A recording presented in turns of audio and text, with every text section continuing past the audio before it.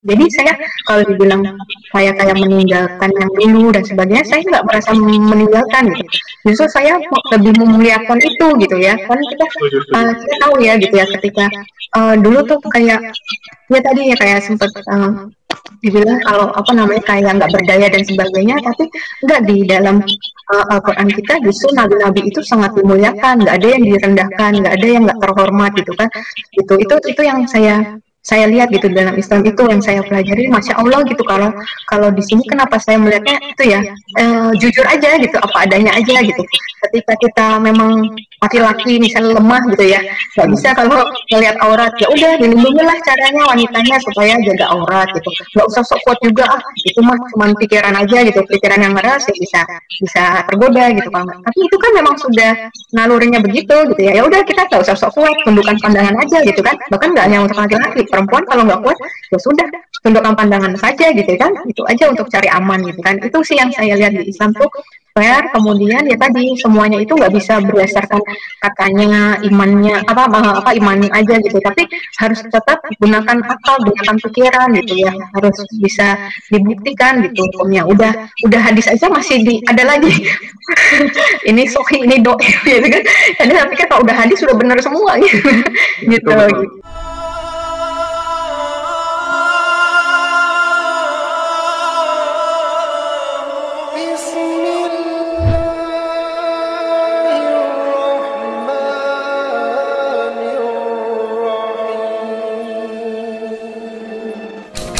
Assalamualaikum warahmatullahi wabarakatuh.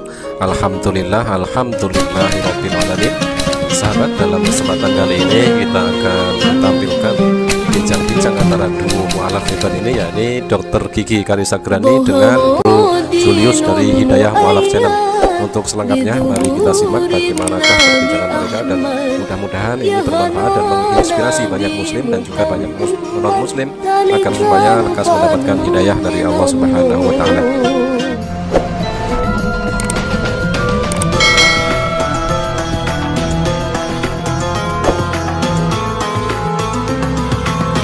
Assalamualaikum warahmatullahi wabarakatuh. Ini jumpa lagi dan mungkin langsung aja ya. Ini saya sudah bersama Dr. Karisagrani. Ya, assalamualaikum dok. Assalamualaikum. Waalaikumsalam warahmatullahi wabarakatuh. Lagi santai atau lagi ngapain nih dok? Lagi nggak ada kegiatan? Di rumah aja. Ini lagi ya? hari pertama PPKM darurat ya. Oh ya, lagi balik ini ya. Iya. Oke. Kalau boleh tahu nih dok, mungkin langsung aja ya. Dok ini kan dokter tahun lalu ya jadi mualafnya ya, tepatnya bulan Mei kalau nggak salah ya. Bulan Maret, 15 Maret 2020, iya, setahunan.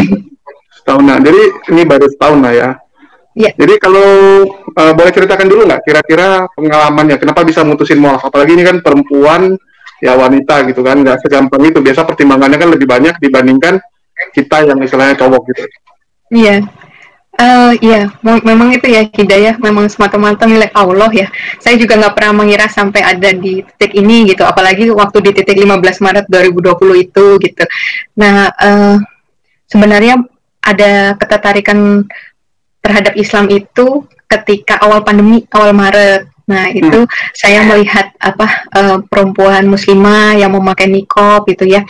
Nah, itu kok saya lihatnya kok kayak sekarang, kok kita sekarang dipaksa memakai niqab gitu ya, tanda kutip gitu, masker kemana-mana gitu kan, yang terus nggak boleh jabat tangan kan, harus jaga wudhu ya perempuan muslimah itu, kemudian harus rajin cuci tangan gitu. Nah, seperti itu sih awalnya. Terus belum masuk ke doktrin-doktrin Islam, tapi lebih ke manfaatnya bagi kesehatan gitu, manfaat gerakan sholat dan sebagainya.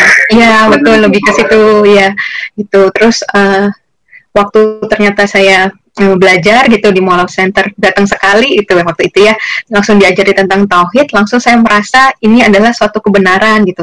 Inilah yang menjawab semua pertanyaan saya gitu selama ini gitu. Sosok bukan sosok ya, Allah yang ada di bayangan saya ya, Allah yang seperti itu gitu ya, yang nggak ada sekutunya seperti itu, nggak ada bandingannya. Itu sih awalnya kenapa begitu. Nah, itu buat saya saat itu kayaknya waktu itu saya jalan itu nggak berani menatap jauh banget gitu tuh, nggak berani gitu. Jadi cuma kayak setapak demi setapak aja gitu saya jalaninnya gitu. Waktu saat itu juga karena cuma tahu tauhid, dan ketika itu saya yakin ya udah saya syahadat gitu, nggak ada penjelasan setelah ini kamu haram sama suami gitu. Nggak ada. Keluarga dulu atau gimana gitu? Enggak sih, waktu itu cuma waktu itu berpikirnya ya setelah ini pasti harus menghadapi itu gitu. Mau sampaikan ya, sampaikan ke keluarga. Iya gitu, pasti yang pertama kan terdekat suami gitu, kemudian orang tua gitu, keluarga besar gitu. Pikir saya urutannya seperti itu gitu, tapi ternyata maunya Allah beda. Waktu itu ternyata justru sebulan kemudian orang kantor dulu yang tahu, kemudian baru suami, baru urutannya seperti itu. Ternyata mungkin maksud Allah untuk ya mungkin menguatkan saya dulu gitu ya. Udah ada saudara-saudara muslim yang ternyata berdiri buat saya gitu. Ukhuwahnya tuh berhasil banget. Iya gitu. Terus mereka juga langsung support, memberikan buku dan sebagainya gitu untuk saya belajar gitu ya sebelum persiapan menghadapi mungkin pertanyaan keluarga dan sebagainya, seperti itu sih.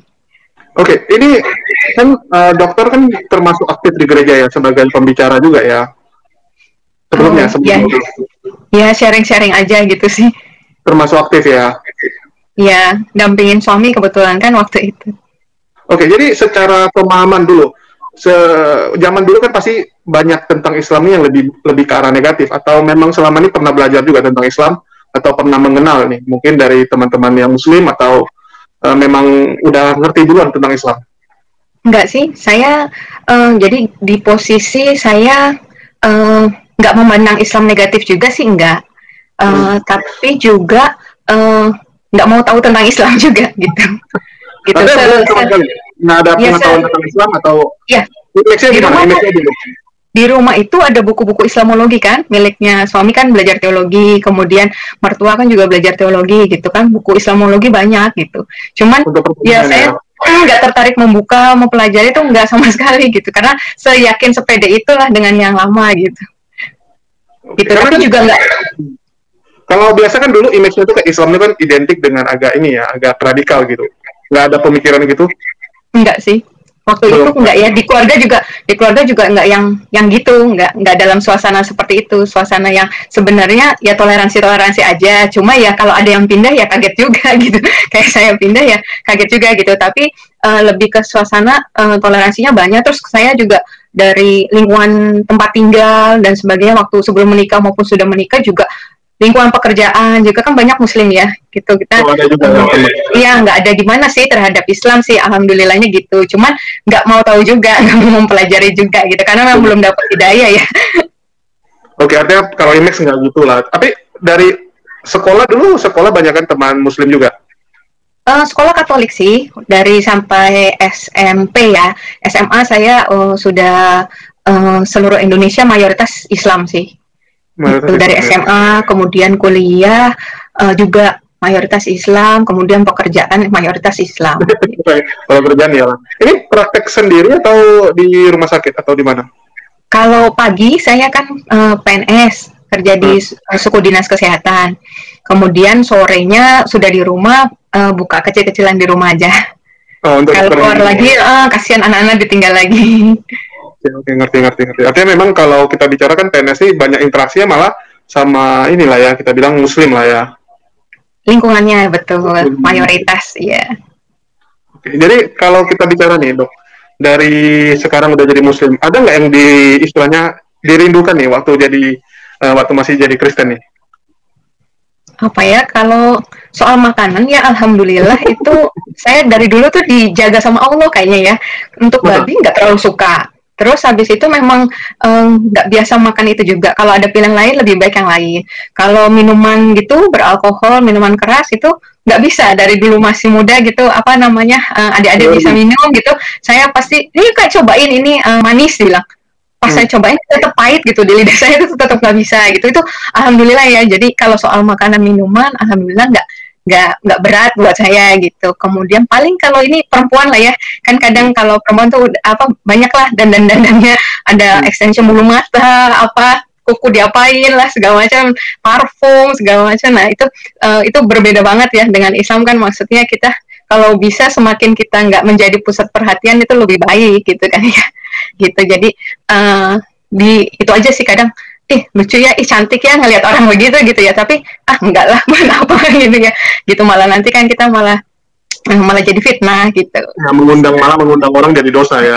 Betul gitu. Ya biasa kalau perempuan kan nalurinya mau berhias dan sebagainya gitu ya, tapi ya memang diarahkannya untuk enggak. Tapi itu yang benar sih, itu yang melindungi kita gitu, dan lebih nyaman sebenarnya ketika malah nggak jadi pusat perhatian pandangan laki-laki gitu ya.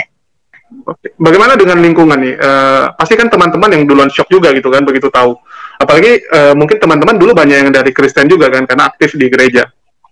Iya, pastinya mereka shock ya mungkin ya. Saya juga nggak ini sih. Saya udah waktu itu saya mikir sudahlah gitu. Mau saya sebatang kara pun ya udah gitu saya terima. Waktu itu udah mikirnya gitu aja.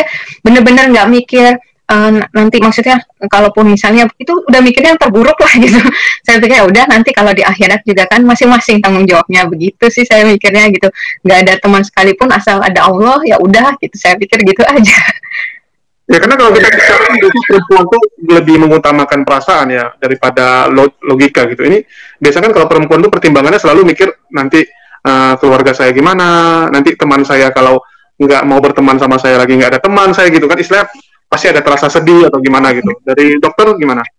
Iya, waktu itu ya selalu kalau misalnya, maka itu saya bisikan setan ya istilahnya, kalau saya pikir itu terus ada waktu terutama waktu dulu ya, waktu baru-baru banget itu, apalagi yang dengan ujian yang saya pernah cerita juga di channel lain tuh, kalau saya ada ujian penipuan masker dan sebagainya, itu ada baru sebulan syahadat, kemudian ada ujian itu ada rasa gitulah, ada rasa apa namanya, kamu yang merusak semua inilah dan sebagainya gitu, mengambil kebahagiaan mungkin keluarga dan sebagainya gitu ya, itu ada. Tapi di situ itulah saya kenapa berusaha untuk nggak berhenti berzikir di situ gitu, karena begitunya sekalinya saya berhenti berzikir gitu ya, maksudnya mengingat Allah terus gitu, itu langsung yang masuk justru pikiran yang seperti itu gitu. Jadi akhirnya saya selalu itu isi dengan berzikir gitu, selalu membasahi lisan dengan berzikir gitu. Jadi supaya yang pikiran-pikiran bukan dari Allah itu nggak masuk gitu di pikiran saya gitu. Jadi waktu itu ya udah dijalani aja gitu. Ketika udah tahu kebenarannya ya udah, itu yang nggak boleh ada jalan balik lagi gitu. Nonton baik lah. Iya. Jadi waktu yang penipuan itu nih, kalau boleh tahu dok, itu kan artinya kan pasti ada yang ngejekin juga itu. Wah ini kamu kualat gitu karena pindah dari Kristen pasti kan. Itu ada nggak? Ada justru dari keluarga ya, waktu itu kebetulan mantan suami juga bilang gitu, kok kamu nggak peka kayak gitu, itu udah azab ya itu udah azab banget gitu kan, kamu harusnya udah peka itu, terus kamu apa sih yang kamu emang siapa yang udah tahu kamu pindah, dibilang gitu, kenapa kamu malu kalau misalnya kamu udah balik lagi aja kayak gitu kan, yang tahu juga kan baru sedikit gitu kan, udah balik aja, kamu memperjuangkan apa sih. Waktu itu nggak tahu kenapa ya, itu yang paling saya sayang itu ya kan sebenarnya ya ibu-ibu pasti ya anak-anak lah ya yang berat gitu ya. Itu sampai bahkan saya berpikir kalaupun saya kehilangan anak-anak itu, saya mikirnya itu karena saya pilih Allah gitu, jadinya kayaknya nggak ada bandingannya gitu. Jadi yang paling saya sayangin pun sampai saya rela kehilangan gitu ya. Tapi ternyata Allah, ya saya pikir gitu, tapi ternyata Allah lebih tahu kalau mungkin saya nggak sanggup kali kalau kehilangan anak, jadi sama Allah nggak dikasih ujian seperti itu, ternyata dikasih bonus, anak-anak boleh bisa tetap sama saya gitu, keluarga masih langsung nerima saya, mungkin nggak seperti mualaf lain mungkin yang sampai dicoret dari keluarga lah, istilahnya nggak dianggap gitu, ternyata enggak gitu sama Allah. Terus sama keluarga mantan suami juga baik-baik saja hubungannya gitu ya, maksudnya nggak yang sampai jadi kayak bermusuhan atau apa gitu. Itu sih alhamdulillah gitu, nggak pernah ngira sih di saat ini, karena saya udah pikirnya yang terburuk waktu itu gitu. Jadi waktu kemarin tuh masalah yang masker itu bisa selesai, nggak ada istilahnya kayak membanggakan gitu, wah ini ternyata Allah malah menjagai saya, misalnya memberikan saya cobaan kan, kalau kita nganggapnya kan artinya itu cobaan dari Allah, mau lihat kita nih bisa nggak melewati cobaan itu kan, bisa nggak kuat dalam Islam, ada nggak kayak istilahnya kebanggaan ke saudara, lihat nih buktinya bisa gua lewati gitu. Oh, enggak sih, enggak kayak gitu sih, karena Islam juga enggak kayak gitu ya kan, enggak boleh kayak gitu juga gitu ya. Itu saya tahu itu ada doa orang-orang gitu yang salah satunya nih, kalau saya boleh cerita, itu enggak ada yang tahu saya sudah masuk Islam, kecuali mungkin ya yang sudah menyadari itu ART saya di rumah gitu kan, karena dia mungkin mencuci mukena yang bukan miliknya gitu, walaupun dia enggak nanya dan saya enggak jelaskan, mungkin dia berpikir ini mau kena siapa gitu kan, dan perempuan yang ada di rumah selain dia ya saya aja gitu kan gitu. Jadi di situ dia pernah cerita sama saya itu, dia bilang waktu itu dia batin katanya waktu saya ngalamin itu, semoga ibu kuat, semoga ibu bisa lewati ujian ini, dan saya tahu itu semoga ibu nggak balik ke yang lama karena masalah ini aja gitu. Itu saya terharu banget waktu dia dengar cerita gitu ya, bilang kayak gitu. Itu betul, ternyata itu ada salah satu doa dari orang-orang sekitar saya yang ternyata itu yang membuat saya bisa melewati ujian itu. Betul, bukan ya la haula wala quwata illa billah, ya bukan saya yang kuat gitu, kuat imannya gitu, enggak, sebenarnya enggak kuat juga, cuman ya udah, cuman bersandarnya waktu itu ke zikir yang saya bilang, cuman doa Nabi Yunus itu, la ilaha illa anta subhanaka inni kuntu minaz zalimin gitu. Terus ketika dikasih ayat-ayat yang dari yang agama lama juga, cuman saya makasih, saya bilang gitu aja, nggak ada bilang gimana-gimana, cuman nggak saya download, nggak saya buka juga gitu, nggak saya amalkan juga gitu, cuman yang ya itu terus sih gitu. Jadi dari teman-teman itu ada ngajak debat tuh, jelasin tentang Islam tuh gini, Kristen tuh benar gitu, itu udah dong? Ada banyak, setelah yang di YouTube itu banyak yang mengajak untuk debat, mengajak untuk segala macam gitu ya, menghubungi lewat keluarga juga ada gitu ya. Cuman saya bilang saya ini bukan untuk diperdebatkan, saya bilang kayak gitu, minta tolong hargai keyakinan saya gitu, karena juga apa ya, Islam juga kan tidak ada paksaan dalam meluk Islam juga. Saya begini juga bukan karena dipaksa orang juga gitu kan, gitu, karena memang murni karena menemukan kebenaran ini gitu. Ada yang bahkan menulis surat kaleng, ada itu jauh bukan dari Indonesia, ada. Iya, itu ada. Biasa kalau perempuan pasti bilang, oh ini udah kena santet atau kena guna-guna atau kena hipnotis. Itu banyak yang kayak gitu. Ada tentang itu, pokoknya ada deh. Nanti di meja kantor tiba-tiba ada surat gitu, surat kaleng lah apa gitu, segala macam ada gitu. dari dokter nih, kira-kira kalau yang gituan menurut dokter gimana nanggapinya? Gini ya, kalau saya sih santai aja sih, maksudnya karena kalau mereka melakukan itu, sebenarnya kalau ke kami yang mualaf mungkin bukan bermaksud sombong atau gimana ya, tapi lebih ke salah sasaran gitu ya, karena apa yang kami lewati di belakang itu tuh luar biasa ya. Itu kalau cuman kami diberikan statement-statement yang tanpa dasar, tanpa dalil, tanpa bukti gitu, ya udah sekedar lewat aja gitu, karena nggak kena gitu ya. Justru yang saya khawatirkan ketika itu sampai kepada orang-orang yang mungkin terima-terima aja tanpa mau mempelajari lebih jauh gitu, atau tanpa tahu dalil sebenarnya bagaimana, itu yang khawatir gitu. Gitu. Tapi kalau untuk itu mungkin pada bilang itu jangan dibaca, takutnya saya goyah atau gimana gitu kan. Tapi enggak sih, malah jadi terpacu untuk lebih mempelajari, bukan untuk menjawab dan memperdebatkan lagi sih, tapi justru untuk ini maksud pikiran mereka gitu ya, malah sedih gitu sih, malah menyayangkan gitu ya. Aduh, sayang banget gitu kalau mereka kok pemikirannya seperti ini gitu. Lebih ke arah sana aja sih. Kalau pendeta nggak nyari itu dari gembalanya? Ada, waktu kemarin saya kan papa saya baru saja meninggal ya, tanggal 5 Juni kemarin gitu. Iya, itu kan otomatis yang datang kan kebanyakan ya dari yang saya dulu waktu saya kecil gitu ya. Itu sampai waktu saya baru datang juga pertama langsung ada yang menyebutkan gimana ceritanya kamu ninggalin Tuhan gitu. Ada yang ngomong langsung, gimana sih, kan kamu yang ngajarin anak saya dari kecil sekolah minggu seperti itu. Tapi ya udah, saya cuma senyum aja, terus saya melipir gitu. Gitu kan, itu bukan untuk dijawab juga dalam momen seperti itu juga kan gitu. Gitu sih. Kalau dari anak sekarang gimana? Gimana? Kalau anak sekarang masih Kristen atau ikut? Iya, sampai saat ini saya masih di posisi membiarkan mereka melakukan yang lama dulu gitu. Sambil ya memang kalau mereka bertanya tentang Islam, saya jawab gitu. Iya, jadi ya gitu. Ya saya prinsipnya itu sih, kan tadi nggak ada paksaan dalam meluk Islam, kemudian hidayah milik Allah gitu. Jadi saya pikir dia mempelajari seperti apapun, nanti kalau memang Allah kehendaki dia dapat hidayah, bisa seperti saya. Itu sebaliknya saya berusaha gitu mempengaruhi untuk ke Islam gitu, tapi ketika memang hidayah itu bukan milik Allah gitu ya, bukan menjadi dia tidak mendapat hidayah, nanti bisa kembali lagi gitu dan sebagainya sih. Ya, harapan sih pasti ada ya, pengen semua orang yang saya kasihi diwafatkan dalam keadaan Islam gitu. tapi nggak tahu jalannya harus seperti apa gitu. Ya, Cuman kan, ya ini kalau di Islam kan kita yang penting memberitahukan, tidak memaksa gitu kan. betul, Kita cuma iya, mensiarkan gitu. Balik betul. ke orang yang mau terima apa enggak. Iya, paling sampai sebatas itu sih. Belum sampai harus bisa mendisiplinkan dalam hal apa gitu, belum bisa gitu. Kalau dari dokter nih harapan ke mungkin orang tua lah ya, orang tua ada nggak keinginan pengen orang tua tuh kalau bisa pun menerima gitu atau mendapatkan hidayah?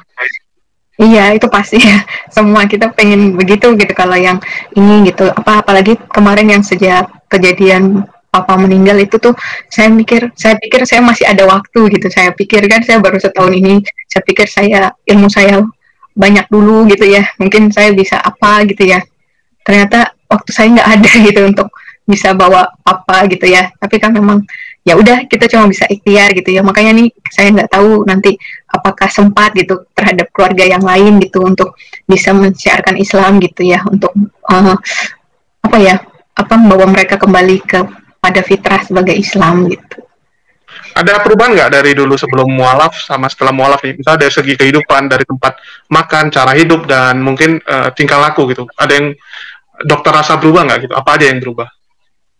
Iya, itulah Islam ya. Apa indahnya Islam itu justru dibalik perintah dan larangan itu keindahannya gitu ya. Saya pernah share juga.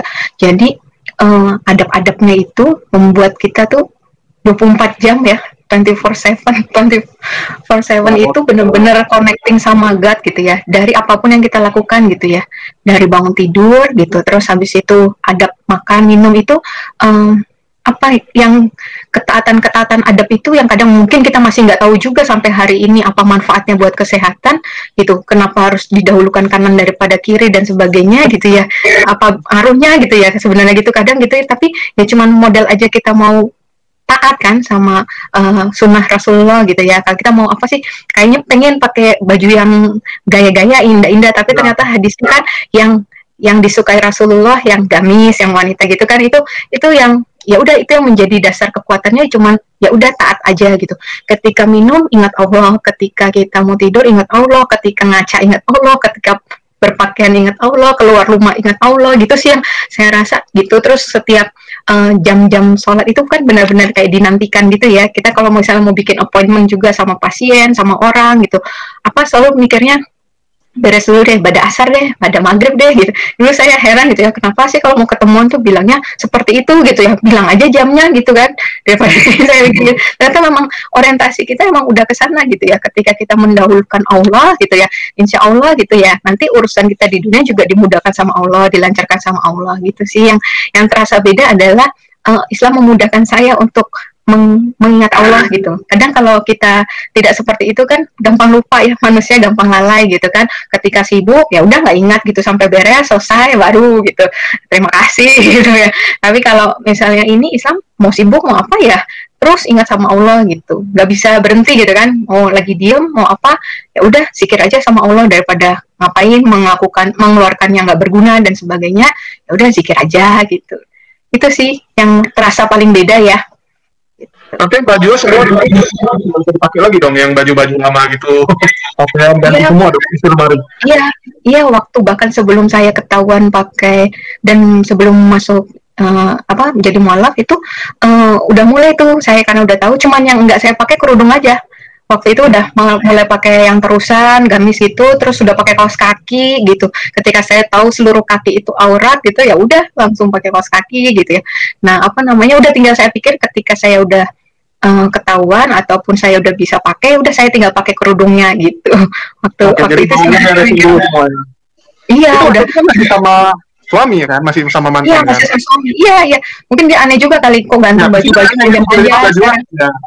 Iya, tapi emang nggak pernah ditanya juga sih gitu. Terus adik-adik juga kan senang-senang aja kan dikasih itu, ambil bajuku, ini baju olahraga apa kan itu kan kan dulu ya yang pasti yang celana kan pasti celana ketat ya kalau buat olahraga kan gitu. Terus short gitu nah itu langsung buat adik-adik ya senang-senang aja, mereka masih belum sadar tuh kenapa kok dikasih-kasihin semua ke adik-adik, ke tetangga, ke orang tua gitu, saudara-saudara.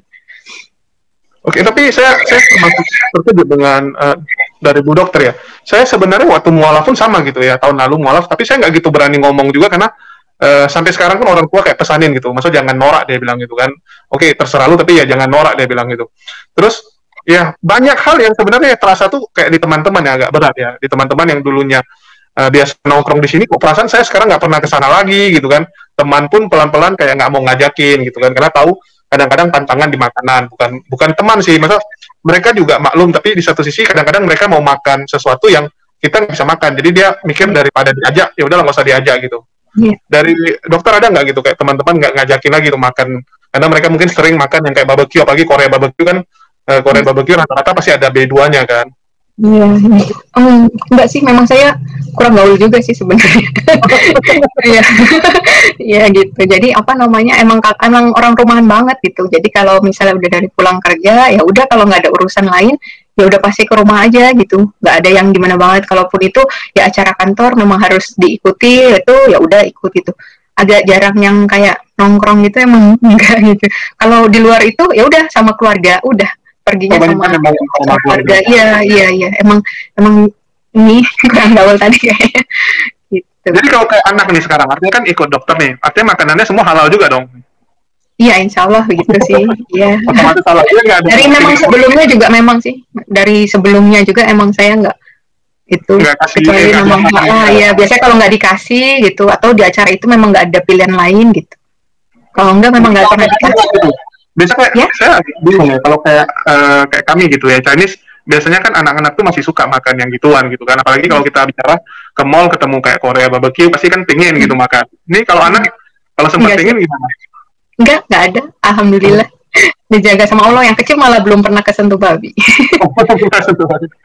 Oke, terus kadang-kadang kan kayak kita gitu, terasa kali itu kayak saya mikir juga kan, kayak teman ngajakin, wah lu nanti kalau ke Korea gimana gitu makanan. Saya mikir juga, ya betul juga ya, kalau ke sana nanti jadi susah gitu, apalagi kayak Thailand aja pun hampir semua kan lebih banyak yang haram gitu kan, nanti ke luar negerinya yang agak berat gitu.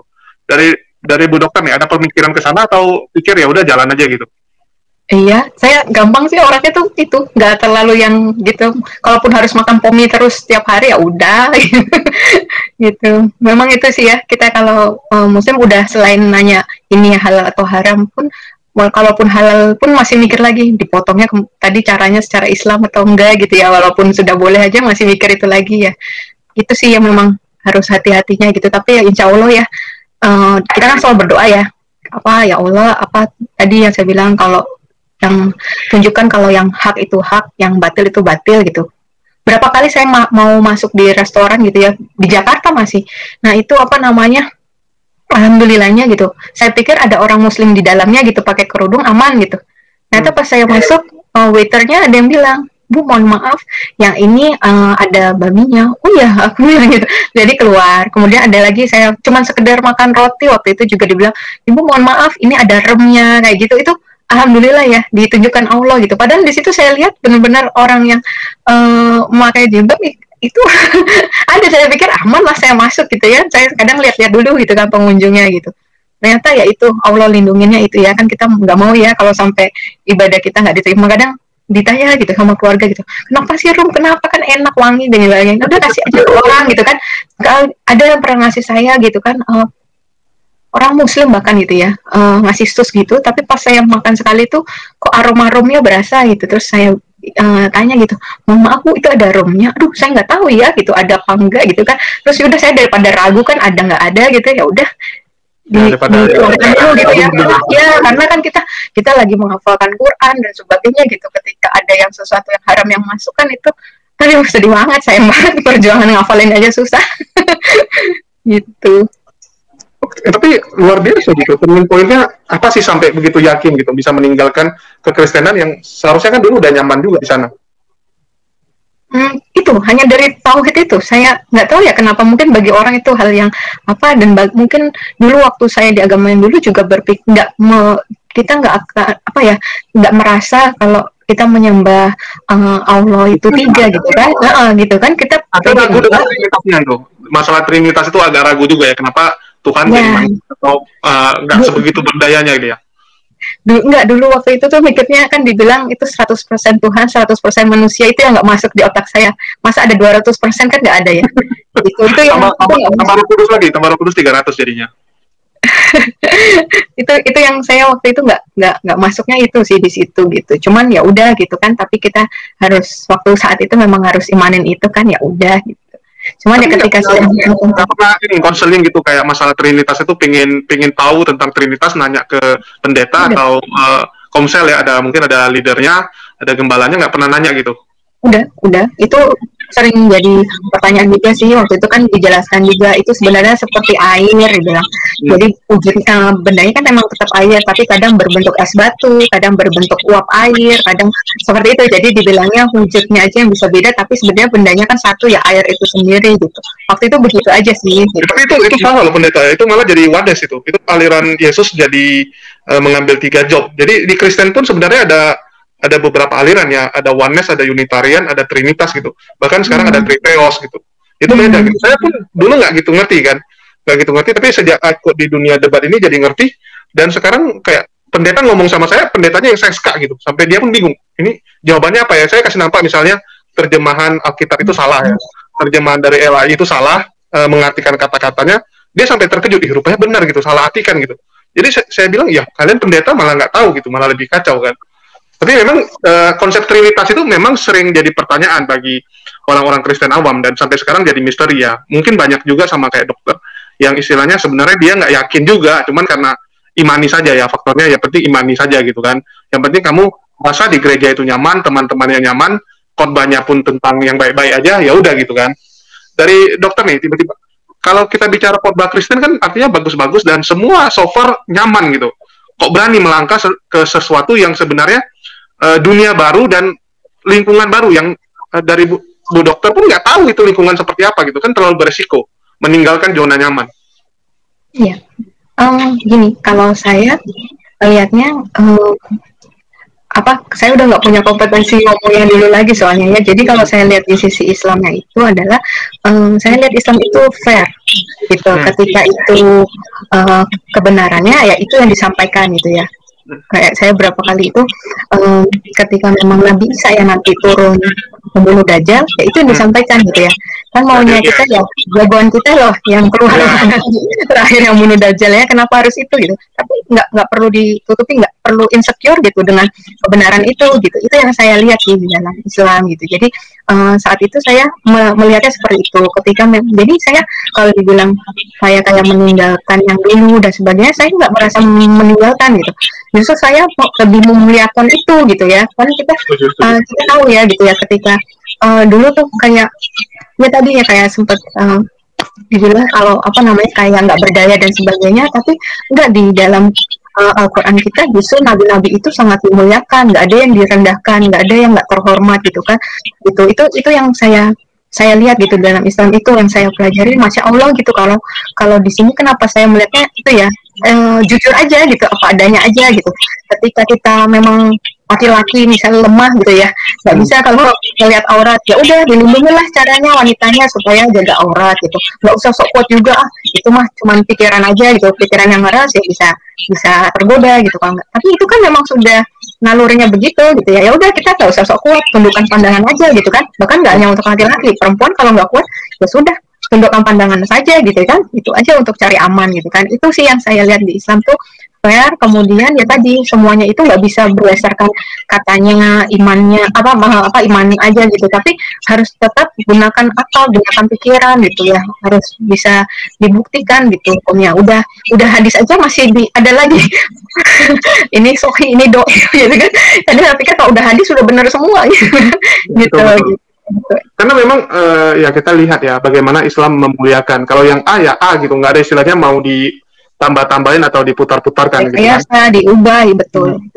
Bahkan kalau dibilang kalau Islam ya banyak fitnahan, ini kan mencuri gitu ya, dia bilang mencuri cerita-cerita mereka. Kalau mau dibilang mencuri itu ya pasti jiplak percis. Ini buktinya juga enggak gitu, malah banyak hal yang dari yang sebelah ditentang gitu ya. Di Islam ditentang dengan luar biasa ya. Kita juga tahu itu, tapi mungkin dokter bukan di dunia situ, karena kita kan di dunia debat, jadi kita kadang-kadang benar-benar membandingkan tuh dengan ini ya, langsung kita bandingkan yang ini sama ini apa gitu. Yang kita bilang sebenarnya gini, di Kristen ya langsung saya bilang Kristen, ya kalau kita bilang Yesus itu ya benar-benar mulia sebenarnya, tapi kan memang dia nggak ada pernah mengatakan dia Tuhan. Jadi memang di mereka memaksakan seseorang menjadi Tuhannya gitu. Tapi yang saya salut adalah bagaimana Dokter Karissa tuh bisa yakin dengan luar biasa gitu ya. Ada nggak ayat yang menguatkan Dokter Karissa tuh bisa di Al-Quran tuh sehingga oh ini yang jawaban sebenarnya ya. Terus yang kedua, ada nggak misalnya kayak yang jadi mentor lah, jadi mentor dari dokter sehingga dokternya bisa melihat oh Islam tuh seperti mentor saya ini atau seperti idola saya ini gitu. Iya, jadi apa namanya ayat yang paling saya waktu itu terkaget gitu ya, karena apa namanya waktu itu Nabi Isa di Al-Maidah ayat 116 kalau nggak salah itu ya.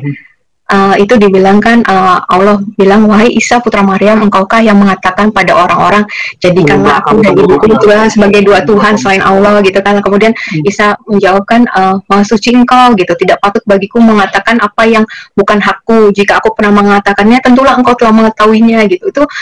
Itu engkau mengetahui apa yang ada padamu, aku tidak mengetahui apa yang padaku. Terus jadi maksudnya kayak saya tuh berpikirnya itu tuh kayak menyempak saya gitu ya, bahwa iya banget ini gitu ya, maksudnya yang kalaupun ngapain Allah tanya gitu, karena pasti kan Allah lebih tahu kalau memang Isa melakukan hal itu gitu kan. Makanya di situ itu yang paling saya itu, dan ketika itu apa ya kayak benar-benar itu saya berpikir bahwa sebenarnya nggak ada yang salah pada Nabi Isa itu, dari perkataannya apapun tuh nggak ada menurut saya gitu ya. Kenapa makanya sampai hari ini kalau saya dibilang meninggalkan, itu saya tidak meninggalkan, justru saya mencintai gitu, dan saya justru mau mengikuti apa yang beliau arahkan gitu ya, karena beliau sebenarnya datang juga untuk mengarahkan kita kepada Allah gitu. Itu yang saya pegang gitu ya. Jadi di apa namanya nggak ada saya itu jadi akhirnya membenci yang dulu gitu, nggak ada gitu, karena sebenarnya ini saya hanya melihat bahwa kebenaran sesungguhnya itu seperti apa gitu, bukan jadi yang seperti saya malah kebalikan gitu. Makanya karena di Islam nggak ada yang tadi ditutupi gitu, di fair gitu segala macam, jadinya ya udah santai aja gitu ya. Jadi apa ya, secure aja gitu ya dengan semua ini gitu ya. Mau dibalik-balik gimana, mau dibulak-balik gimana gitu ya, aturan ya cuma satu itu ya, mau diapain lagi gitu kan. Sementara kalau itu mungkin ada versi yang apa, mungkin ada yang nggak diakui dan sebagainya gitu kan, ada yang diubah, ada yang diambil, ada yang enggak gitu kan. Itu yang sering saya jadi pertanyaan itu sih. Kadang saya pertanyaannya kan sebenarnya kita nggak boleh kan di yang lama itu untuk makan hewan berkuku belah juga gitu kan. Waktu saya tanya itu karena itu termasuk PL gitu kan. Nah, terus kemudian saya tanya, oke, berarti yang di PB yang dilakukan gitu ya. Nah, kemudian tapi di PB ada hiasan kepala wanita itu kan harus berkerudung gitu. Kita nggak pakai gitu kan. Jadi sebenarnya yang harus diikuti yang mana kah gitu kan. Itu yang saya suka bingung gitu. Tapi ketika di sini gitu ya, saya ya udah ketika memang harus pakai yang menutupi dada dan sebagainya, ya udah untuk supaya apa? Supaya lebih dikenali, supaya dilindungi.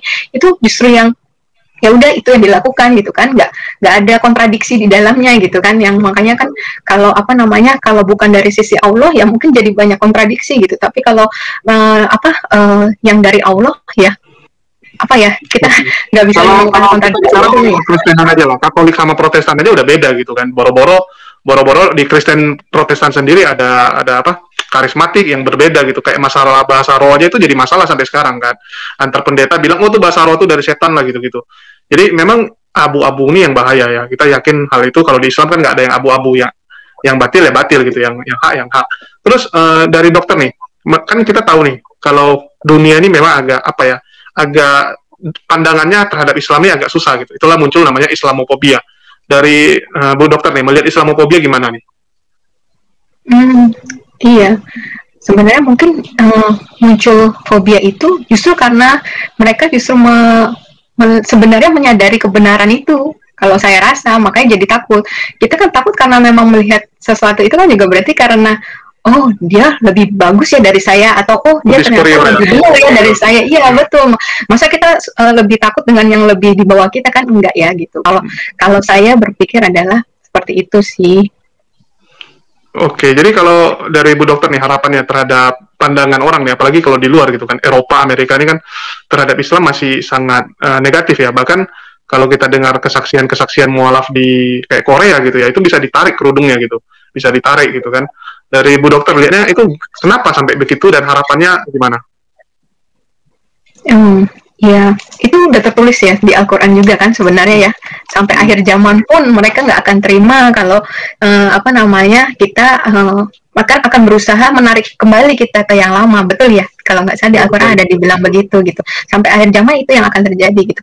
Bahkan nggak nutup kemungkinan sampai hari ini mungkin banyak orang yang berharap saya kembali ke yang lama gitu ya. Sampai surat-surat kalian itu berpikir bahwa justru karena kami sayang sama kamu, nggak mau kamu melakukan ibadah yang sia-sia dan sebagainya gitu. Itu sampai mereka bilang gitu. Nah, ya kalau pendapat orang sih terserah ya, sah-sah aja.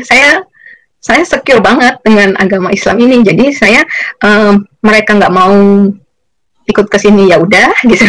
Toh sebenarnya hidayah itu nggak sebenarnya Islam tuh rahmatan lil alamin, bisa buat siapa aja gitu.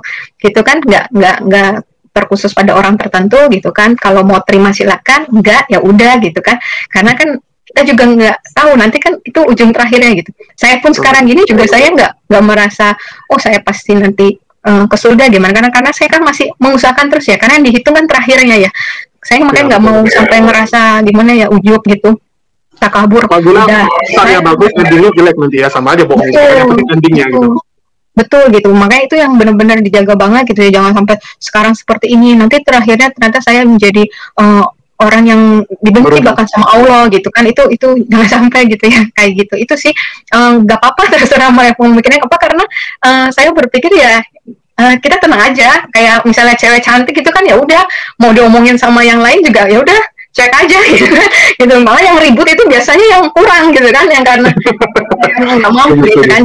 Jadi saya ya udah gitu sih, nggak ambil pusing, nggak ambil gimana gitu, karena apa namanya, mau kita seperti apa kemuliaan Allah juga nggak berkurang gitu. Ketika kita gimana juga kita nggak perlu Allah juga perlu gimana kita yang butuh Allah, kita sholat untuk kita, bukan untuk Allah. Betul, mau dibilang seperti apa, kalau emang tetap benar, mau dilemparin apa, kotoran dan sebagainya, ya saya rasa kalau emang tetap mutiara, ya tetap mutiara gitu ya. Tapi kalau emang benda yang kotoran yang nggak baik, itu mau dilapisi seperti apa dengan emas dan sebagainya, dalamnya tetap kotoran ya, tetap itulah kenyataannya gitu, misalnya. Seperti itu. Ya, setuju sih. Kalau emas pun kita lempar kita bilang jatuh lah ke dalam tai pun ya tetap diambil sama orang. Siapa yang nggak mau ambil emas gitu kan, walaupun udah penuh dengan kotoran ya semua berebut. Cuman yang dari Bu Dokter nih, kira-kira harapannya ke depannya rencananya ngapain gitu? Ada nggak yang diinginkan gitu, misalnya apa gitu, naik haji atau keluarga bisa ikut semua? Iya, itu udah pasti, itu doa setiap akhir sholat saya pasti minta diwafatkan dalam keadaan Islam gitu ya, dengan seluruh orang-orang yang saya kasihi, berkumpul bersama orang-orang soleh. Itu udah pasti yang saya inginkan. Nggak ada muluk-muluk sih, cuma pengen bisa ngafalin Quran gitu, pengen bisa apa namanya ya, lebih dekat lagi sama Allah, kayak gitu aja sih gitu. Karena apa namanya ya, udah nggak ada yang lebih indah daripada itu ya, karena kan dunia ini buat apa, cuma buat tempat kumpulin sebaik-baik bekal akhirat kan, ya gitu aja. Jadi ya lakuin yang buat bekal akhirat aja. Alhamdulillah kalau dapat rezeki bisa ke tanah suci gitu, alhamdulillah gitu. Kalau enggak, banyak juga amalan yang bisa senilai dengan umroh dan haji gitu kan. Kita yang penting niatkan aja ya. Jadi kalau dalam waktu dekat nih, kira-kira rencananya atau apa, ada yang pengen dibuat nggak dari Bu Dokter nih? Enggak, tiap hari itu cuman itu isinya menuntut ilmu ya, apa namanya, ada yang saya mengkatamkan Quran, ada bagian yang saya menghafalkan, terus baca buku yang lain, itu udah jadi bagian dari hari-hari itu aja. Nggak ada yang pengen gimana-gimana. Kalau dulu mungkin pengen punya rumah besar, pengen punya mobil gimana gitu ya, mungkin kerja keras untuk itu gitu ya. Ini nggak ada sih gitu. Kalaupun berubah gitu. Dulu kepikiran itu, sekarang nggak kepikiran lagi? Enggak, dulu setiap lewat komplek rumah yang rumahnya gede-gede gitu ya, rasa pengen ya Allah, semoga bisa punya rumah kayak gitu ya. Sekarang gini, ngapain rumahnya gede kayak gini ya, tapi nanti misalnya di akhiratnya kita nggak bisa lewat Siratal Mustaqim gitu. Itu yang saya pikirkan, itu sih yang lebih saya takutin itu gitu. Lebih enteng kita nggak punya harta apapun, jadi bisa cepat lewatin Siratal Mustaqimnya, itu kan alhamdulillah ya gitu. Kalau bisa dapat gitu, kita menikmati hidup juga itu kan. Betul. Kalau bisa punya seperti itu, ya alhamdulillah gitu. Tapi kalau misalnya itu, saya mikirnya sih juga kalaupun ada rezeki gitu, bisa buat bangun rumah sendiri gitu. Alhamdulillah kalau bisa bikin masjid atau bikin pondok pesantren, pondok tahfiz Quran, itu kayaknya pahalanya lebih besar daripada saya bikin rumah yang buat saya sendiri besar gitu. Amin, amin. Itu sih Ada kepikiran gitu juga ya, pengen ada musola sendiri atau masjid sendiri ya? Iya, karena kan itu apa namanya amalan yang nggak putus ya kalau kita udah meninggal. Saya mikirnya itu aja yang jadi pikiran saya selalu jariahnya. Tabungan, betul gitu. Itu yang jadi tabungan itu aja gitu. Makanya kayak itu pengennya kalau dulu pengennya gitu kan, punya tanah gede nanti mau bangun kos-kosan apa kontrakan misalnya kayak gitu untuk supaya dapat passive income gitu ya. Tapi sekarang passive income-nya maksudnya buat pahala jariahnya. Ya, tapi dengan kayak kesaksian gini ya, sharing-sharing cerita yang membuat orang mungkin yang ragu juga ya, yang masih bimbang dengan agamanya bisa jadi mualaf, dan ini amal juga bagi Bu Dokter gitu kan. Ya, alhamdulillah itu ada beberapa yang DM saya seperti itu, katanya di desanya, di kampungnya ada yang jadi punya keberanian gitu dan sebagainya untuk bersyahadat itu setelah dengar cerita itu Allah, tapi ya bukan saya, masih Allah Akbar lah. Ya, gitu, digunakan oleh Allah dengan luar biasa. Iya, itu alhamdulillah saya nggak pernah ngira kan untuk disampai seperti ini, ternyata maunya Allah seperti ini gitu. Mungkin juga ini sebenarnya apa ya, cambuk untuk saya. Kalau mungkin saya nggak begini, mungkin saya kan ya udah stuck aja gitu dengan ilmu yang kemarin itu, ya bisa jadi ya dengan kayak gini kan saya mau nggak mau harus berkembang, bertambah gitu. Ketika ada yang nanya ini, waduh jawabnya apa ya gitu kan, nggak masalah juga jawabnya gitu kan. Ketika ada yang nanya permasalahan ini gitu kan, saya waduh gimana gitu, pasti balik lagi ke Quran, ke hadis gitu, yang itu yang udah pasti sumber yang paling tepat gitu kan. Itu jadinya itu sih mungkin maunya Allah seperti itu, nggak muluk-muluk sih, cuman yang berarti buat saya lebih belajar aja gitu. Kalau soal apa namanya nggak kalau lebih baik kita nggak terkenal itu lebih bagus sih sebenarnya. Gitu. Ya, tapi kan kita nggak tahu Allah gunakan kita seperti apa. Dan dari Bu Dokter nih, ada nggak yang istilahnya masih belum Islam tapi pengen belajar tentang Islam lewat Bu Dokter nih, nanya gitu? Ada bahkan yang ini saya malah saya nggak enak nih. Jadi saya sampai berhubung karena itu temannya teman gitu, dan ternyata laki-laki, sampai kita bikin grup bertiga gitu. Ada yang sudah mulai tanya-tanya gitu kan, karena saya pikir kalau WA pribadi gitu kan kurang ini ya kalau untuk konsultasi gitu ya. Jadi saya undang teman, bikin grup WA gitu. Jadi ada yang perempuan yang lain yang bersama saya gitu. Itu juga karena ada yang sama cewek takutnya nanti jadi fitnah juga kan. Betul. Jadi karena kalau untuk share seperti ini kan mungkin nggak sekali dua kali, jadi harus agak panjang gitu kan. Jadi saya butuh teman, itu ada yang sampai sekarang ada yang seperti itu ada gitu. Ya kita nggak tahu sih itu apa maksudnya. Tetap balik ke tadi lagi nggak ada paksaan dalam memeluk Islam tadi. Tapi kebahagiaan itu kan beda. Kayak saya juga waktu di bulan 2 ya Dok ya. Waktu di bulan 2 tuh ada 3 orang yang belajar sama saya. Terus duanya dia keluar dari Kristen tapi dia belum mutusin mau kemana. Cuman dia memang merasa Kristen ini nggak benar, tapi dia sendiri tidak bisa menerima Islam karena dia merasa image Islam tuh mungkin terlalu parah di dalam dirinya kan, karena selama ini yang dia pelajari gitu. Sedangkan satu yang terakhir di bulan 5 kemarin baru jadi muslim ya. Terakhir dia mau jadi muslim itu. Saya rasanya kayak ini ya, kepuasannya tuh beda gitu daripada kita kayak beli sesuatu gitu kan, kayak kita bisa mendapatkan sesuatu. Kalau ini kan kayak kita berhasil menyadarkan orang tuh kan kepuasannya beda gitu kan. Memang ada bangga gitu, ada rasa bangganya gitu. Dari Bu Dokter nggak ada gitu, misal pengen istilahnya lebih fokus ke mendidik orang gitu kan. Mengajarkan saya orang. masih belum itu aja, karena masih belum pede aja kalau ilmunya kayak gini gitu ya, kayak dia udah manggil Bu Ustazah segala macam, kayak belum pas itu kayak gitu ya, maksudnya cuman saya taunya baru sedikit banget gitu, jadinya kayak takutnya nanti malah salah gitu aja sih. Tapi kalau ada yang bertanya banyak teori tapi praktiknya nggak bisa ya sama aja bohong kan, lebih bagus ilmu dikit tapi praktiknya bagus gitu. Insya Allah ya, itu makanya terus banyak yang suruh bikin channel YouTube juga sendiri gitu, tapi itu belum bisa gitu, takutnya juga nanti malah fokus ke bikin konten gitu. Itu sih, walaupun mungkin sambil saya pikir apa kontennya pas saya sambil belajarnya, jadi belajar bareng gitu. Cuman itu sarana prasarananya juga saya nggak tahu, sampai bilang nggak apa-apa dokter kalau takutnya audionya jelek atau videonya jelek, saya bilang gitu kan, nanti nggak enak yang nonton gitu, kasihan. Katanya nggak apa-apa, kita nggak ngeliat itunya Bu Dokter gitu ada yang kayak gitu. Cuman sampai sekarang belum sih, tapi nggak tahu nanti gimana gitu. cuman saya nggak mau tujuannya itu saya luruskan niat itu loh, yang susah kan luruskan niat ya, kalau apa namanya, bukan karena nanti apa pendapatannya bisa untuk disedekahkan dan sebagainya, bukan soal itu sih, tapi lebih ke cari ridho Allahnya itu gitu. Khawatirnya kan kadang sebenarnya lebih gampang itu cari keikhlasannya ridho Allah tuh ketika ibadah kita sendirian gitu, nggak dilihatin ke orang sebenarnya gitu ya. Cuman kalau memang kita kalau kita ya, tapi kalau mungkin itu lebih baik untuk mengajak orang dalam kebaikan ya juga bisa baik. Cuman sayangnya harus lurus banget gitu niatnya gitu, jangan sampai jadi nanti malah di tengah jalan tuh malah bukan dapat ridha Allah gitu, nanti malah jadinya ke diri saya sendiri gitu. Itu yang saya nggak mau, itu yang saya takut banget. Tapi sekarang ada perbedaan kesaksian atau cerita Bu Dokter ini kan di mana-mana muncul ya, terkenal lah. Ini ada yang berubah nggak? Misalnya kayak di jalan atau apa ketemu panggil ustazah atau gimana? Iya, ada beberapa yang orang nggak dikenal kadang minta foto bareng gitu. Saya kira saya nggak kenal siapa gitu, kayak saya kira taunya memang karena lihat di YouTube gitu. Itu sih yang itu benar-benar, tapi di situ saya bukan apa-apa sih, sampai saya masya Allah ya Allah segininya jaga saya, itu kayak benar-benar waskat apa pengawasan melekat gitu.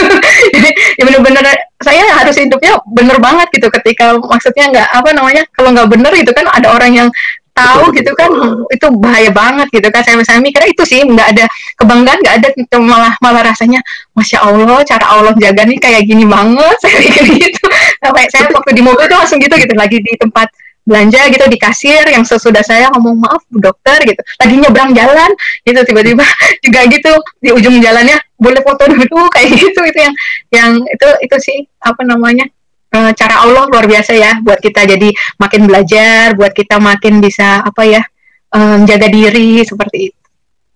Tapi memang kadang perlu juga Bu Dokter, kayak contoh kayak buat YouTube nih ya, kayak di saya gitu ya, kayak saya misalnya ngomong A nih ya, mau nggak mau kan saya harus lakukan A juga, karena begitu saya nggak lakuin seperti yang saya ngomong, saya malah jadi orang munafik. Dan ya ini kan cerminan, saat kita ngomong ini kan cerminan bagi kita gitu, kita udah lakuin nggak seperti yang kita omongin gitu. Jadi sebagai istilahnya ini ya, pengawas kita gitu kan, sebagai istilahnya ya ini cermin kita lah gitu. Iya, jadi standar kita juga, ukuran kita gitu. Kayak saya beberapa kali bilang juga, jangan sampai ibadah saya waktu sekarang ini ketika lebih lapang, lebih kurang kualitasnya daripada waktu saya kemarin dalam keadaan sempit ya gitu. Itu sih, itu yang ini. Terus kemudian ya ini kayak gini apa namanya, ngobrol-ngobrol seperti ini gitu ya, gitu apa, itu sih yang memicu kita ya untuk selalu ini, ya itu jangan sampai lagi munafik ya, kita pertanggung jawabnya lebih berat itu. Nanti kita ngajak orang untuk apa, ke surga gitu, ke akhirat, malah kita yang ketemunya di neraka gitu kan. Aduh, itu yang saya, nauzubillah min dzalik gitu ya, apa namanya, itu yang saya ini gitu, kita takut amalan saya ada yang bocor tanpa saya sadari. Itu yang ketakutan saya itu sih gitu. Terus ada nggak figur yang dari Bu Dokter nih, misal ustazah atau ustadz nih yang dikagumi gitu? Ini kalau sampai saat ini sih, kalau saya lebih ke belajar semua, nggak ada yang saya khususkan pada, ya saya ada beberapa yang dekat yang saya bilang dengan ustazah yang memang bimbing saya dari sejak mualaf ya gitu. Cuman memang mereka sendiri menyarankan saya untuk nggak sama mereka oriented banget gitu, itu nggak ada. Jadi mereka lebih ajarin saya untuk balik lagi ke Quran gitu. Jadi ya saya sendiri walaupun udah katamin berapa kali, tapi istilahnya mentadaburinya itu kan masih tetap harus terus gitu ya, tiap hari gitu ya, tetap ada yang harus dipelajarin. Itu masih ke situ sih, nggak ada, mereka arahkan untuk nggak ke orang gitu sih. Kalau yang saya lihat ya, guru-guru saya ini lebih ke, bahkan ke diri mereka sendiri pun jangan gitu. Jadi mereka selalu arahkan ya apa, minta dari Allah gitu. Setuju. Karena kalau kita lihat orang, nanti saat orang itu buat sesuatu yang nggak cocok sama kita malah jadi kecewa dengan agamanya kan. Hanya gara-gara melihat person. Betul, ya mereka juga nggak mau kan nanti, kok malah ke saya gitu, kayak gitu. Jadinya selalu kalau apa itu mereka arahkannya untuk kepada Allah. Jadi saya lebih ke semua saya dengar, saya pelajarin gitu ya. Insya Allah ya apa namanya, ya yang sesuai Quran dan Sunnah ya udah itu yang saya dengar gitu. Oke. Mungkin ini ya Bu Dok, kalau nggak keberatan ada teman saya, dia pengen naik, pengen nanya-nanya dikit nih sama Bu Dokter, salah satu fansnya Bu Dokter juga nih ya. Ini teman saya, teman saya, ada si Goldian. Assalamualaikum Gol. Dari tadi dia ngintip-ngintip aja soalnya. Udah lari juga deh. Oke, jadi tapi luar biasa loh, Bu Dokter ini di antara semua mualaf malah yang tahun ini benar-benar viral tuh Bu Dokter sih sebenarnya ya dibandingkan yang lain. Saya sampai iya hampir semua video yang ada Bu Dokter tiba-tiba kayak booming sekali gitu kan, booming sekali dari Ngaji Cerdas, terus dari Ngaji Cerdas yang di-upload ya, dari apa yang radio TV itu ya. Ngaji Cerdas, Rasil ya, Rasil. Rasil yang pertama ya. Iya. Oke. Dari anak kira-kira ada ini nggak bisa bilang gitu kayak misalnya kan pasti teman-teman dia juga kenal Bu Dokter gitu kan, tiba-tiba kok mama kamu jadi gitu, nggak ada yang pertanyakan gitu? Enggak, paling mereka senang nonton YouTube, terus waktu yang kemarin viral kan suka muncul di beranda aja, cuma mereka bilang, iya ada mami gitu, apa namanya, mami famous katanya gitu. Terus apa namanya, itu sama mereka bilang, nanti kita kalau makan ada yang kenalin mami katanya gitu. Terus apa ya gitu, lebih ke situ sih, lebih karena mami jadi muslim ya katanya gitu sih. Mereka masih gitu yang enggak ini, karena kan sekolah juga online, mungkin nggak ada mereka kumpul sama teman-teman juga. Iya belum gitu, paling ngomongnya ke gitu-gitu aja. Ya biasa kan kalau anak-anak nih dua sisi gitu kan, kadang-kadang kalau ketemu sekolahnya, kadang-kadang kan anak-anak ini banyak bisa kayak sekolahnya yang mungkin lebih banyak non muslim gitu kan, bisa jadi kayak misalnya pandangannya juga kurang bagus gitu kan, kita nggak bisa munafikan lah gitu, apalagi manusia ya masih sering yang gitu-gituan gitu. Dari Bu Dokter mungkin belum ketemu ya sama orang tua murid yang lain gitu. Oh, kebetulan anak saya sekolah internasional, jadi apa namanya campur semuanya sih, nggak mayoritas non muslim gitu, enggak. Jadi memang ada yang muslim juga gitu, dan kalaupun yang non muslim pun mereka menghargai juga sih, nggak ada permasalahan. Guru juga itu mix juga sih, nggak ada yang gimana. Kalaupun non muslim mereka juga menghargai juga gitu. Kemarin dengan keputusan saya gitu, nggak ada permasalahan di sekolah. Mungkin sekolah lebih netral juga ya, suasana lingkungannya juga kan. Oke, artinya kalau dari teman sekarang udah bisa terima belum atau enggak? Nggak tahu saya, dalam hatinya mereka saya nggak tahu, cuman saya juga nggak terlalu pusingin juga sikap mereka mau gimana ke saya nggak ambil pusing gitu. Jadi nggak titik ini, kayak titik tertentu tuh kayak Bu Dokter kayak merasa kok susah kali ya di Islam nih, ada nggak, pernah nggak rasain? Alhamdulillahnya belum ya, jangan sampai. Alhamdulillahnya belum gitu lah. Ya karena cobaan kita kan bukan masalah. Iya betul. Allah kan memberikan cobaan juga. Betul. Alhamdulillahnya masih lagi menikmati nih. Mudah-mudahan seterusnya gitu ya. Kalau ditanya sekarang, ini alhamdulillah mau yang mungkin berat apa sih? Misalnya tahajud, misal kayak gitu, itu justru waktu yang dinanti-nantikan kayak gitu kan, gitu. Yang benar-benar pas mau tidur itu diniatkan banget gitu. Ya Allah, bangunkan aku ya nanti tahajud gitu. Yang benar-benar apa namanya dirindukan lah saat-saat itu gitu. Jadi nggak ngerasa beratnya. Mungkin karena itu ya, karena kita pentingnya belajar ilmu juga itu kan, karena kita tahu keutamaannya apa gitu kan. Ketika kita nggak melakukannya, jadi nggak mau rugi nanti kita nggak kehilangan itu gitu. Misalnya hari Jumat, keutamaan hari Jumat gitu, ketika malam Jumat saya baca Al-Kahfi gitu, walaupun misalnya sudah habis acara lelah dan sebagainya gitu, tapi ketika saya tahu keutamaannya baca Al-Kahfi, ya udah dibaca aja dulu, takutnya besok hari Jumat ada kesibukan apa kita nggak tahu, ya udah kita gitu sih. Yang alhamdulillahnya mudah-mudahan Allah mudahkan terus ya gitu, apa namanya, melakukan amalan-amalan itu gitu kan ya, berikhtiarnya itu sih supaya bisa menghapus dosa-dosa kita juga gitu. Tapi luar biasa ya, nggak ada rasa beratnya sama sekali bagi Bu Dokter ini selama muslim ini. Alhamdulillahnya gitu, karena justru lagi di balik perintah larangan itu saya justru melihat keindahannya gitu, kayak begitu memudahkannya saya gitu untuk itu gitu, kayak apa namanya, ya udah kalau misalnya puasa gitu ya, puasa Senin Kamis itu kan itu bagus banget gitu ya, nggak usah yang jauh-jauh detoksifikasi dan sebagainya. Misalnya cuma soal berat badan aja ya, habis weekend makan nggak bener, Senin puasa itu kan udah cara Allah ya. Senin Kamis pun Bu Dokter lakuin? Iya. Tahajud pun lakuin? Iya. Wow, itu full? Iya, insya Allah, iya. Saya aja nggak bisa loh, kalau tahajud pun ya jarang-jarang ya, pas lagi ada pergumulan baru tahajud, kalau nggak tahajud. Dulu pertama-pertama sholat subuh sanggup, nih belakangan ini seminggu terakhir yang sanggup lagi. Kemarin sempat kayak lemas juga gitu. Tapi kalau Bu Dokter ini memang ini ya biasa teratur memang ya. Enggak sih, memang agak di awal karena waktu perubahan dulu mungkin ya pasti diawali dengan dipaksa dulu, itu udah pasti gitu. Cuman yang saya tahu kan apa namanya, ada hadisnya juga itu ya, nggak akan dikumpulkan dua rasa aman dan dua rasa takut bersamaan ya. Kalau kita ngerasa aman di dunia, nanti di akhirat kita akan takut gitu ya. Tapi ketika kita merasa takut sama Allah di dunia gitu, nanti kita malah aman di akhirat. Itu saya pegang banget itu. Jadi maksudnya aku mau pilih mana nih? Hidup kita kan udah selalu cuma pilihan aja kan. Istirahat nih, udah jam istirahat di kantor gitu ya, cuman jam 12 sampai jam 1. Mau pilih mana? Kalau aku makan di luar ke mall, zuhurnya nggak bisa pakai kobli, nggak bisa pakai sesudah zuhur juga gitu, nggak bisa lengkap gitu sholatnya kan misalnya gitu. Enggak lah, lebih baik aku kan dibilang 4 rakaat sebelum zuhur, 4 rakaat sesudah zuhur itu kan diharamkan neraka bagi orang yang melakukannya kan gitu. Nah, ya udah itu menjadi motivasi saya. Ya udah beres dulu zuhurnya 12 rakaat, kemudian baru saya sisanya bisa makan misalnya dan sebagainya gitu sih. Itu emang di awalnya kayak dipaksakan dulu. Misalnya itu baru tahu setelah subuh misalnya nggak boleh tidur ya. Dulu tuh lumayan tuh kaget juga gitu kan. Padahal udah itu terus tapi ternyata malah yang dirasa tuh malah memang jadi seger banget gitu. Emang ujiannya cuma setelah itu gitu. Setelah lewat itu ya udah seger gitu kan. Setelah wudhu tuh biasa setelah wudhu udah bebas itu. Ujiannya cuma sebelum sampai wudhu aja gitu.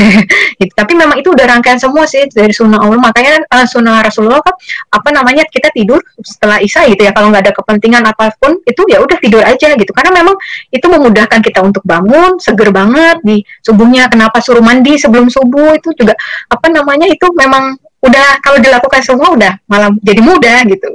Tapi kalau kita melakukan setengah-setengah mungkin malah itu yang jadi sulit, lebih berat ya. Sebenarnya itu udah nyambung tuh kalau tidurnya habis bada Isya gitu ya. Terus mandi sebelum subuh gitu pas bangun gitu. Itu udah pasti sehatnya dapet gitu kan, dekat sama Allahnya dapet gitu. Saya ngalamin itu setiap mandi sebelum subuh itu. Saya pernah yang waktu saya tahun lalu itu tinggal di pesantren di Sentul, kerjanya di Jakarta Barat, 70 kilo itu dalam 3 bulan itu saya di sana itu alhamdulillah nggak sakit sama sekali gitu. Itu 70 kilo itu sekali berangkat. PP 140 kilo tiap hari itu berangkat setelah bada subuh itu langsung berangkat. Itu terus pulang sampai di sana tuh udah kalau kadang cepet bisa maghrib, masih dapat maghrib, kadang nggak dapat maghrib langsung dapatnya Isya. Itu nyampe di pesantren ya, maksudnya itu alhamdulillah itu 3 bulan itu nggak sakit gitu. Itu benar-benar kalau kita lakuin sunnah Rasulullah ya itu emang benar gitu. Itu luar biasa loh. Ini muslim-muslim yang di live chat itu nggak sanggup lakuin, bahkan saya jujur pun saya nggak sanggup gitu sampai sekarang. Luar biasa gitu, malah kita yang harus belajar dari Bu Dokter nih jadinya. Ini malah ilmu Bu Dokter jauh dibandingkan kita nih jadinya. Enggak sih, itu makanya udah diatur sama Allah ya. Saya kenapa kok waktu nyari perlindungannya kok ditaruhnya di pesantren ya kan, bukan di kontrakan di kos-kosan gitu kan, mungkin nggak ada yang ngajar, nggak ada yang bentuk. Milihnya kenapa? Kok bisa ke sana? Itu dituntun atau dari Bu Dokter yang milih? Enggak, dari lawyer saya kebetulan waktu itu jadi lawyernya Umi Irena Handono juga. Oh.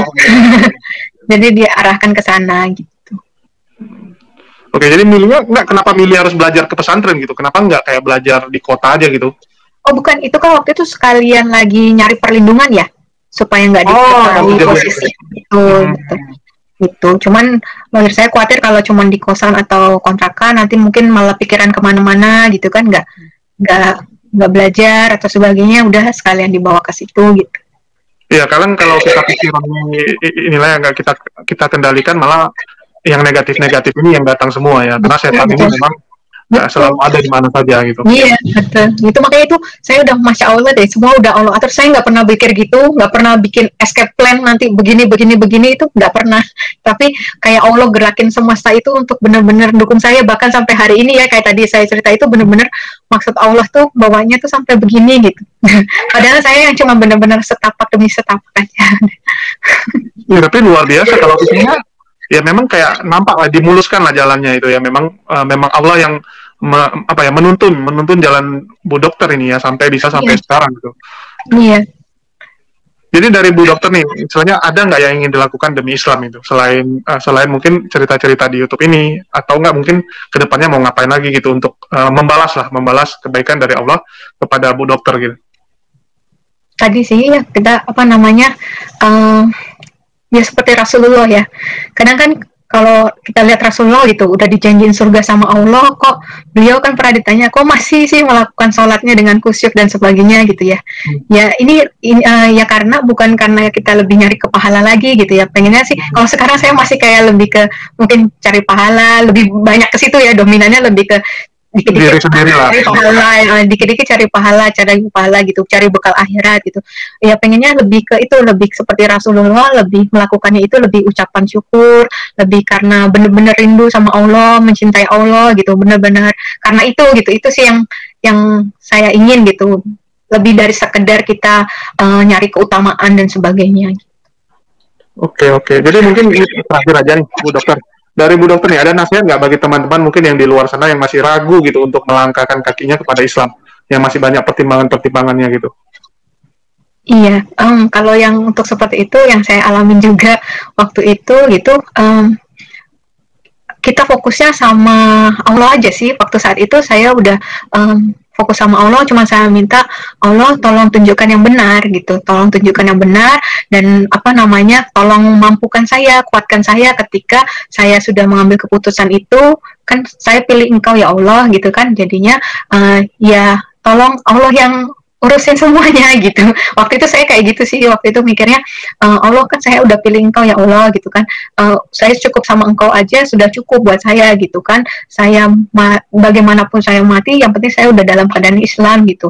Jadi ya udah, nggak ada yang lebih penting dari Allah itu. Kalau semua yang hal lain ya kayak label negatif dari masyarakat, dari teman, dari keluarga, itu dunia banget gitu ya. Jadi maksudnya itu udahlah, nanti kalau kita pilih akhirat itu dunia pasti ngikutin kita gitu sih. Itu waktu itu prinsip saya waktu itu gitu. Jadi sampai hari ini juga insya Allah kalau kita kejar akhiratnya, dunianya nanti akan ngikut aja gitu. Kalau sempat dia bilang kadang cobaan orang ini kan beda-beda ya. Saya sering melihat kayak contoh nih, orang yang dapat cobaan gitu baru bentar aja udah nyerah gitu dia. Ya, itu menurut Bu Dokter gimana tuh? Memang karena dia yang nggak kuat atau memang istilahnya dia cobaannya yang terlalu berat, atau dia yang kurang bisa ya menghadapi itu,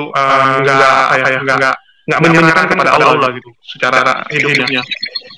Iya, sebenarnya memang sih mungkin kalau kita manusia pada dasarnya pasti lemah, pasti nggak kuat, pasti milih yang mana gitu ya. Tapi ya itu kita kan selalu berdoanya Allah wa ta'ala ilallah, gitu kan, jadi kekuatan saya itu juga. Sebenarnya saya nggak kuat, tapi ya Allah yang kasih kekuatan buat saya, gitu kan. Terus ya Allah lain belum saya ilah usaha maka kasih lagi yang masa gitu ya.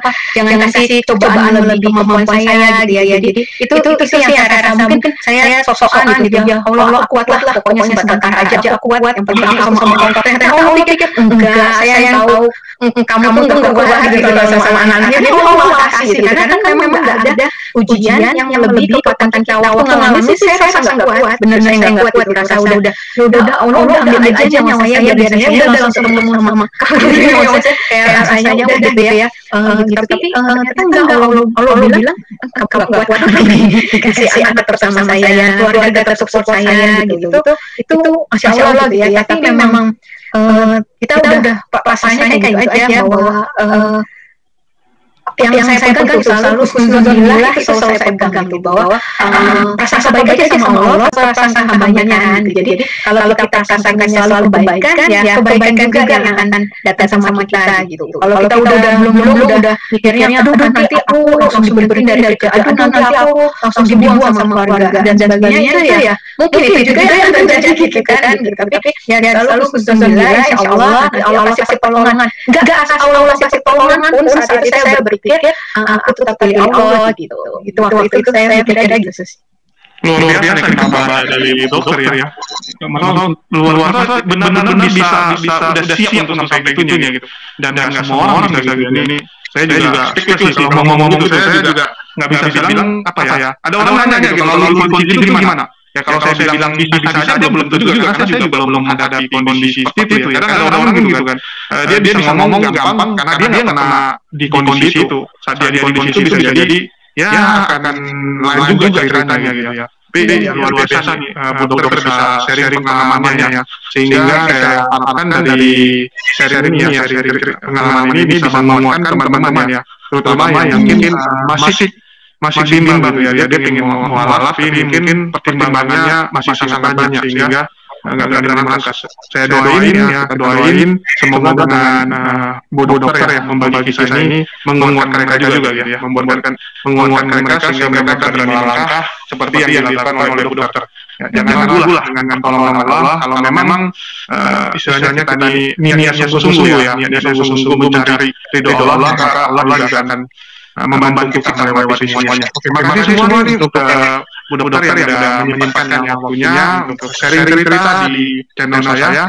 Makasih banget Bu Dokter.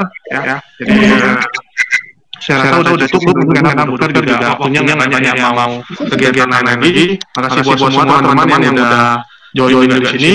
Ya, akhir kata saya ucapkan wassalamualaikum warahmatullahi wabarakatuh. Sampai jumpa lagi buat semua teman-teman. Terima kasih Bu Dokter yang sudah mampir.